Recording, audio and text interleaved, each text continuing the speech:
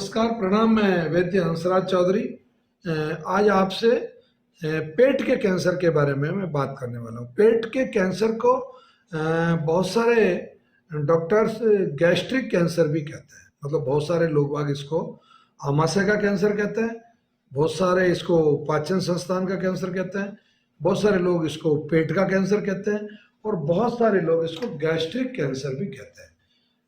यानी कि जो आपके अन्न प्रणाली है, आपकी जो फूड पाइप है, उसके बाद में आपका जो आमाशय है, इस क्षेत्र में जो होने वाला जो आपका कैंसर है, उसको गैस्ट्रिक कैंसर कहा जाता है। भारत में एक्चुअली इस कैंसर के अब बहुत तेजी से पेशेंट बढ़ने लगे हैं और खास तौर से मणिपुर, मिजोरम, ये आपका अगरतला और ये जो पूरा बिहार का लगा हुआ इलाका जो नेपाल से लगा हुआ है, नेपाल और यहाँ तक कि आपका असम, मणिपुर, ये जो पूरा इलाका है जहाँ स्मोक मीट या रेड मीट खाया जाता है, उस इलाके में ये पेट का जो कैंसर है वो बहुत ज़्यादा। और पूरे भारत में प्रतिवर्ष इस पेट के कैंसर के करीब 2.5-3 लाख जो पेशेंट है वो नए पेशेंट डायग्नोस हो रहे हैं, नए पेशेंट का मतलब पता चल रहा है।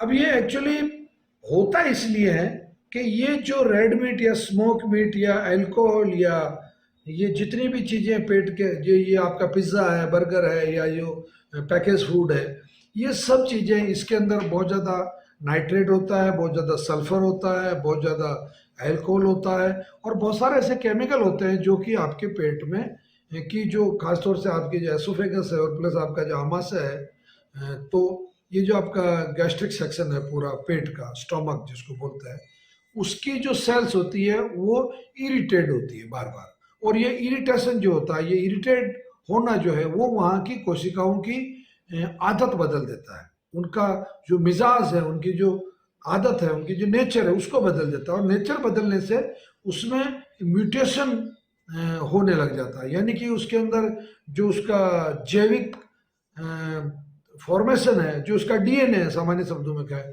वो डीएनए गड़बड़ होने लग जाता है और वो डीएनए गड़बड़ होकर ये मतलब कैंसर सेल में कन्वर्ट होने लग जाती है। अब इसमें 3 तरह के कैंसर, मतलब सॉरी क्षमा करें, 4 तरह के कैंसर विशेष तौर से पेट के कैंसर में पाए जाते हैं। पहला जो है वो एडिनोकार्सिनोमा होता है। 90 से 95% लोगों को पेट का जो कैंसर वो एडिनोकार्सिनोमा के नाम से ही आइडेंटिफाई होता है। फिर एक है gastrointestinal stromal tumour, gastrointestinal stomach tumour, ये मतलब GIST के नाम का कैंसर होता है। ये करीब 2-2.5% लोगों में होता है। एक होता है न्यूरो एंड्रोक्राइन ट्यूमर, NET के नाम से जिसे पुकारा जाता है, वो होता है। और अंत में लिम्फोमा, मतलब कुछ लोगों के पेट में लिम्फ नोड्स बन जाते हैं आमाशय के आसपास या आहार नाली के आसपास, तो उसको लिम्फोमा मतलब कहा जाता है। अब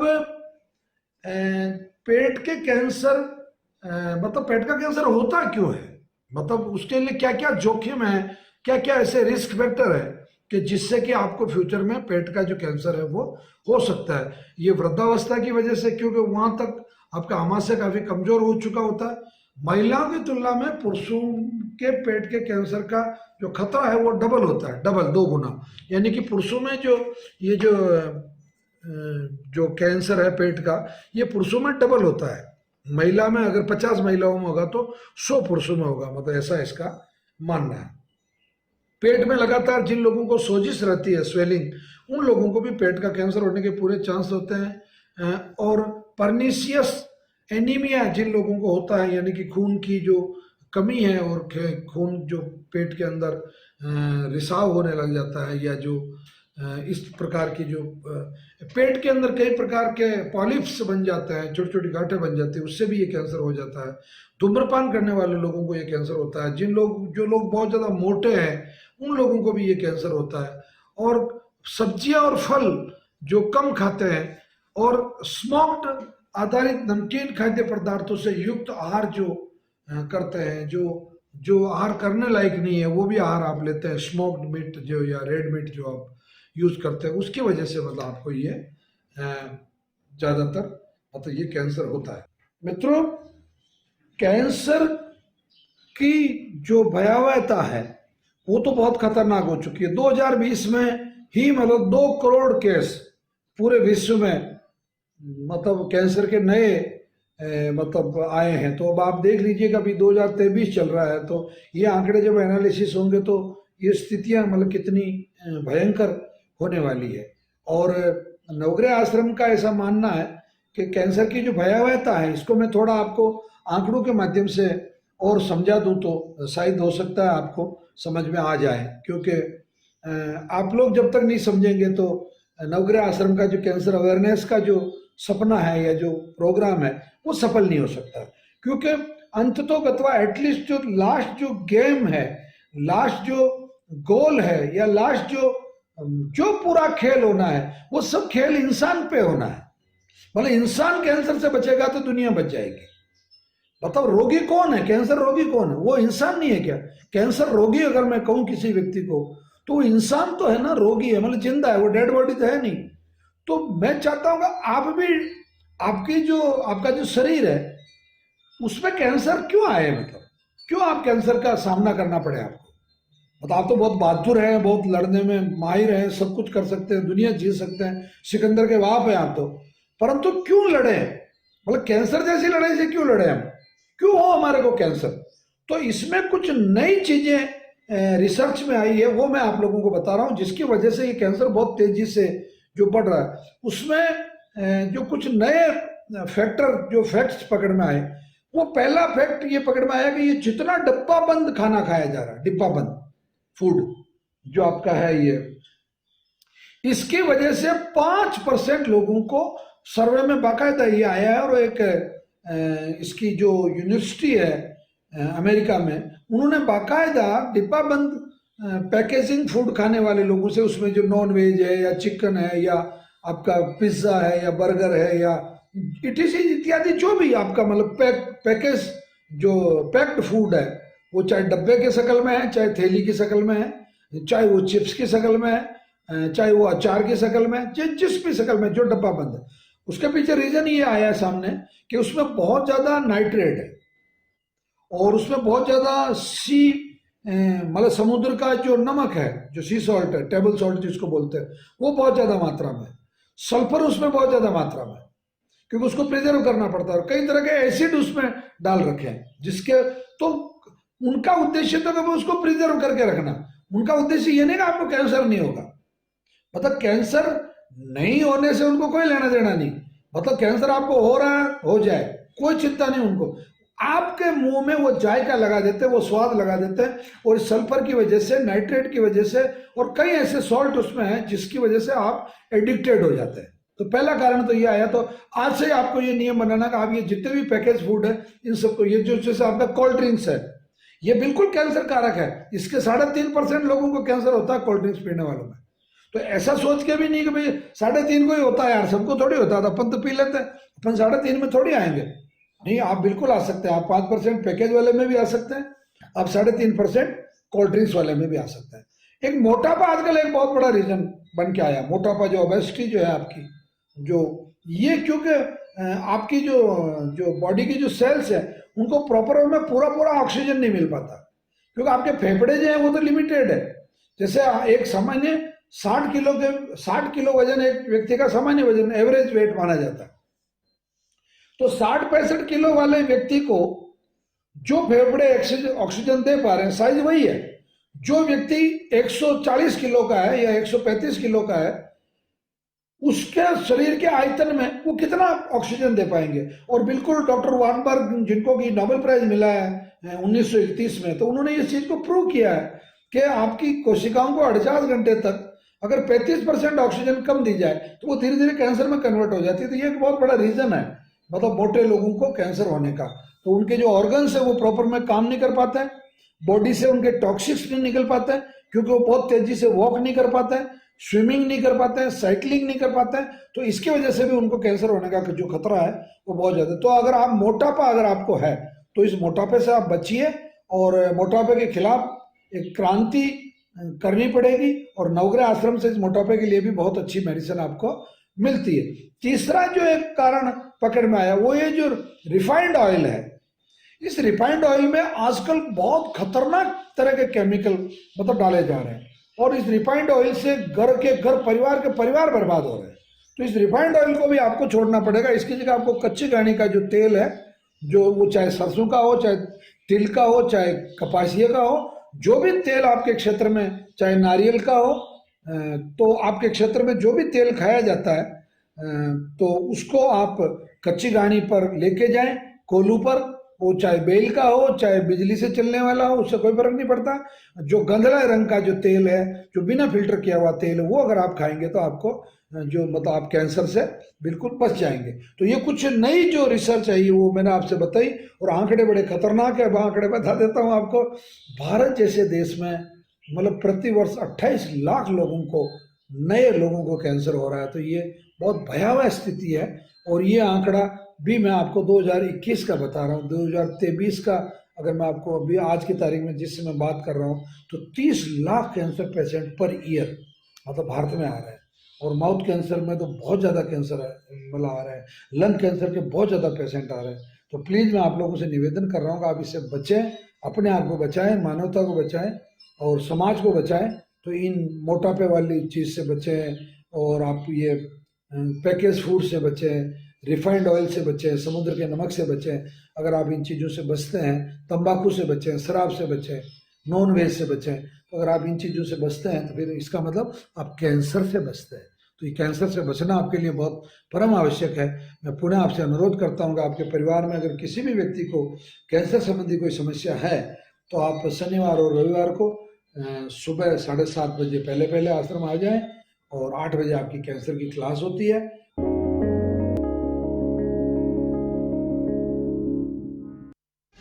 कैंसर जैसी सड़ी गली बीमारी जिसका कोई वायरस नहीं, कोई कीटाणु नहीं, जीवाणु नहीं, अंडाणु नहीं, कोई कीड़ा नहीं, मकोड़ा नहीं, अंग्रेजी में अगर बात करूं तो उस जिस बीमारी का कोई वायरस नहीं है, कोई बैक्टीरिया नहीं है, कोई फंगस नहीं है, कोई कीड़ा मकोड़ा नहीं है, कोई निमेटोड नहीं है, कोई बैक्टीरिया नहीं है, उस बीमारी से डर रहे हो। HIV का तो वायरस होता है ना, उससे तो नहीं डरते हो आप लोग। कोरोना का तो वायरस होता है ना, उससे तो नहीं डरे आप लोग। और जिसका कोई धनी दोहरी नहीं, उससे डर गए, क्योंकि जानकारी नहीं, नॉलेज नहीं। भर्ती करने का कोई मीनिंग नहीं। कैंसर पेशेंट को अपने घर पे रखो, ठाट से, परिवार वाले उसकी सेवा करो, उसको हंसाओ, खिलाओ, घूमने जाना चाहिए उसको, स्कूल जाता है तो स्कूल जाना चाहिए, दुकान जाता है तो दुकान जाना चाहिए, पिक्चर देखनी चाहिए, शादी में जाना चाहिए, कहीं कथा वाचन हो रहा, कहीं कुरान खानी हो रही है, कहीं तकरीर हो रही है, वहां जाना चाहिए, गुरुद्वारे जाना चाहिए उसको, लंगर में जाके लोगों की कार सेवा करनी चाहिए उसको पुरानी फिल्में देखनी चाहिए, कच्चे धागे, मेरा गांव मेरा देश, हीर रांझा, पाखीजा, हाँ अपनी फिल्में, मुगले आजम, प्यार किया तो डरना क्या। हाँ मतलब इससे क्या होगा कि वो व्यक्ति उन क्षणों में कैंसर को भूले। और कैंसर को एक बार अगर आपने भूल गए, एक बार अगर आपकी ट्रेन ने जो पटड़ी है वो चेंज हो गई, तो वो चित्तौड़ की तरफ नहीं जाके वो उदयपुर की तरफ जानी शुरू। और आपको चित्तौड़ नहीं जाना, आपको उदयपुर करें बात। ये विचार होना चाहिए। कैंसर पेशेंट आपके मोहल्ले में है, गरीब है, कोई बात नहीं बेटा, तेरे पास किराया नहीं, ले 250 रुपए ले, 1000 रुपये मैं देता हूँ तेरे को, तू घबरा मत। और वहां जाकर कहते ना गरीब हूं, तेरे को दवाई भी फ्री मिल जाएगी। तो ये संस्कार कौन डालेगा? ये भी नवग्रह आश्रम का एक सिद्धांत है।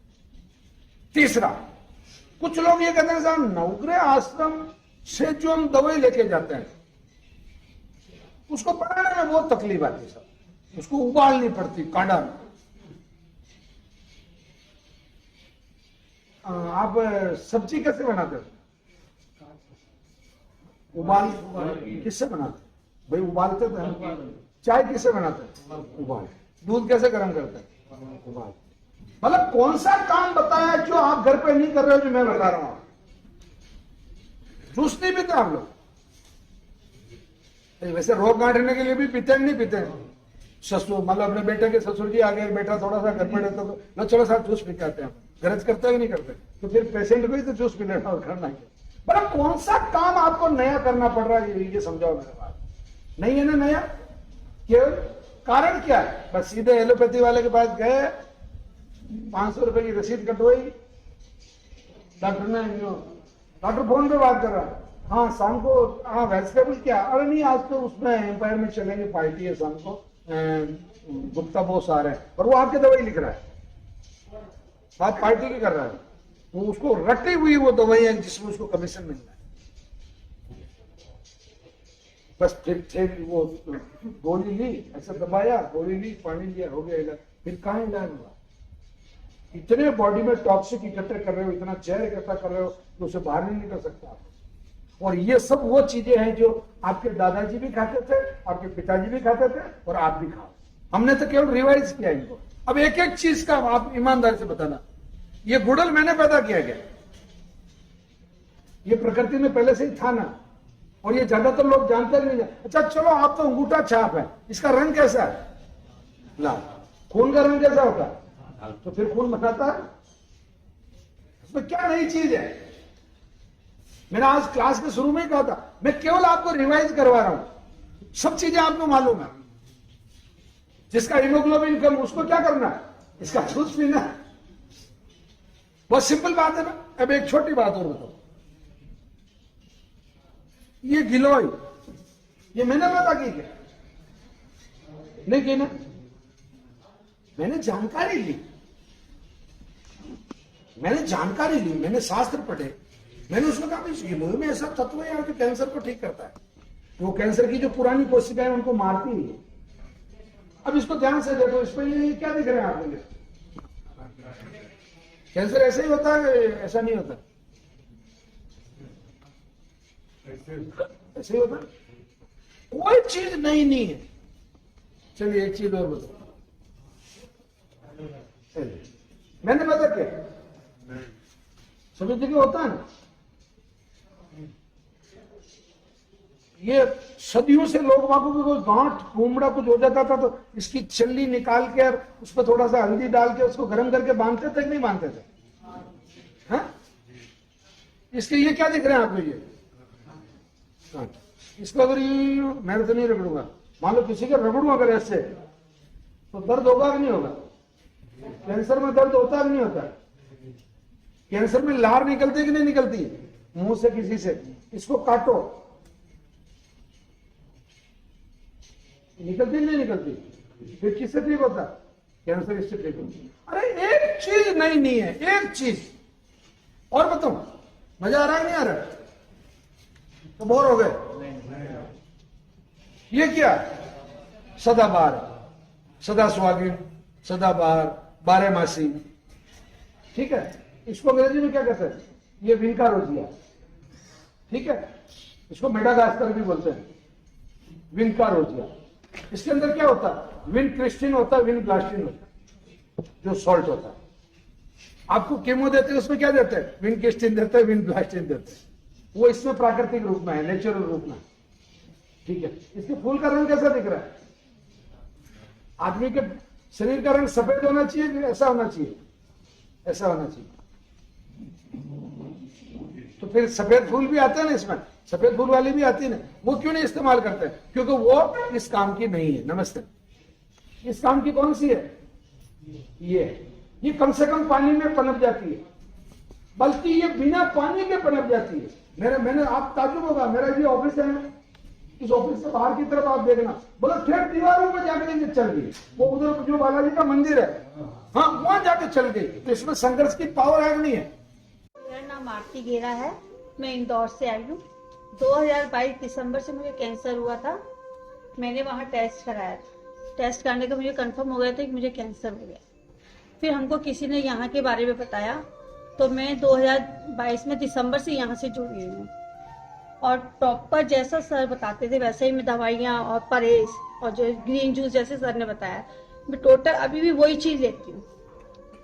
आज मैं बिल्कुल क्योर हो चुकी हूँ। वो बिल्कुल मैच करती है विज्ञान के हिसाब से। तो विज्ञान के हिसाब से भी यही सही चीजें हैं, पर वो हम फॉलो नहीं करते हैं, बस वही चीज। बढ़िया, हाँ हम मतलब इसको फॉलो करने में जितनी भी बातें बताइए 1% भी इसमें कोई गलत या कुछ अलग नहीं है। जो है वो परफेक्शन के साथ आपने जो समझा है, जो सबको। आप कहाँ प्रैक्टिस करते हैं अभी? महाराष्ट्र में। महाराष्ट्र कौन सी जगह? नंदुरबार। नंदुरबार। आप चाइल्ड स्पेशलिस्ट? Skin specialist. अच्छा, स्किन स्पेशलिस्ट, चमड़ी। और दुनिया में सब काम चमड़ी का ही है। ये मैं अपना इलाज खुद करे श्रृंखला में आज आपको वासा के बारे में बताने वाला हूँ। वासा यानी कि इसे सामान्य बोलचाल की भाषा में अड़ूसा भी कहा जाता है, वासा भी कहा जाता है। ये बिल्कुल बिना कांटों का एक पौधा होता है और इसकी एक विशेषता देखिए कि ये बहुत सॉफ्ट इसकी टहनियाँ होती है और ये 4-5 फीट ऊंचाई तक भी ले लेता है। और इसमें अगर इसको पानी मिलता रहे पर्याप्त तो 12 महीने इसमें पुष्प आते रहते हैं। और इसमें 2 किस्में होती है, एक तो सफ़ेद और एक पीला, पीतवासा और श्वेतवासा। तो ये जो मैं आपसे बात कर रहा हूँ ये सफ़ेद वासे के बारे में बात कर रहा हूँ। पहला जो आप खुद अपनी चिकित्सा कर सकते हैं वो है खांसी।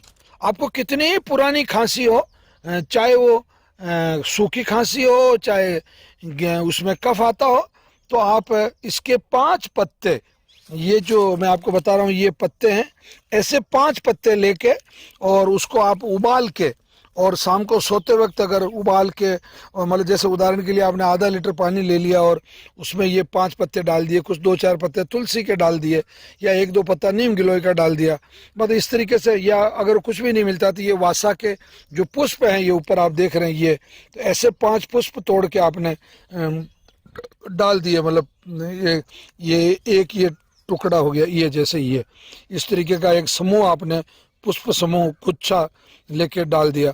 और आधा लीटर पानी को उबालते उबालते जब वो मतलब करीब 150-200 ml रह जाए तो उसको छान के आपको मतलब पी जाना है। अगर थोड़ा आप चाहें तो उसमें हल्का सा सेंधा नमक भी डाल सकते हैं, चाहे तो 2-4 काली मिर्ची डाल सकते हैं, चाहे तो 1 लौंग डाल सकते हैं, चाहे तो थोड़ी सौंठ जो होती है, अदरक नहीं डालनी है, सौंठ, थोड़ी सौंठ भी आप उसमें डाल सकते हैं। और इसको अगर आप शाम को पी के सो जाते हैं तो आपकी जो खांसी है, कितनी पुरानी खांसी है, वो ठीक हो जाती है। जिन लोगों को बहुत ज़्यादा श्वास चल रहा हो, श्वास चढ़ती हो, उनके लिए भी ये बहुत उपयोगी मतलब औषधीय पौधा है। इसकी वही मतलब ये फूलों का जी ये गुच्छा है, इस गुच्छे को आप मतलब उबाल के और रोगी को पिला सकते हैं, या अगर आप स्वयं रोगी हैं तो आप स्वयं पी सकते हैं। और अगर ये फूल जिन दिनों में उपलब्ध नहीं है तो उन दिनों में आप इसके 5 पत्तों का इस्तेमाल कर सकते हैं। तो ये बहुत उपयोगी जो जानकारी है, ये आपके लिए आप तक ही ना रहे, ये जानकारी सब लोगों तक पहुंचनी चाहिए।